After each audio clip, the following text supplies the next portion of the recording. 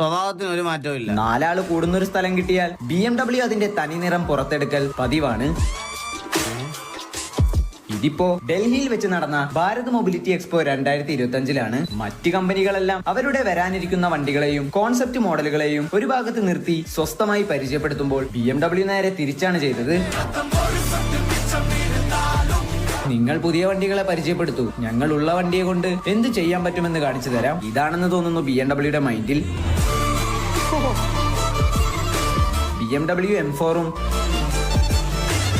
M2ഉം ഏറ്റവും പുതിയ M5ഉമാണ് ഡ്രിഫ്റ്റിനായി ഇറക്കിയത്. മെർസിഡീസിന്റെ ഇലക്ട്രിക് ജി വാഗൺ തൽക്കാലം ടാങ്ക് ടേൺ വെച്ച് അഡ്ജസ്റ്റ് ചെയ്തു. ഷോ കഴിയുമ്പം കേരളത്തിൽ വരും. ഡൽഹിയിൽ സ്ലൈറ്റ്ലി ഡോക്ടർ യൂസ് ചെയ്ത വണ്ടി വിൽപ്പനയ്ക്ക്. അത് ഞാൻ എന്നെ പോലെ ആരെങ്കിലും പോയി മേടിക്കും. വർക്ക്ഷോപ്പായ വർക്ക്ഷോപ്പുകൾ കയറി ഇറങ്ങും.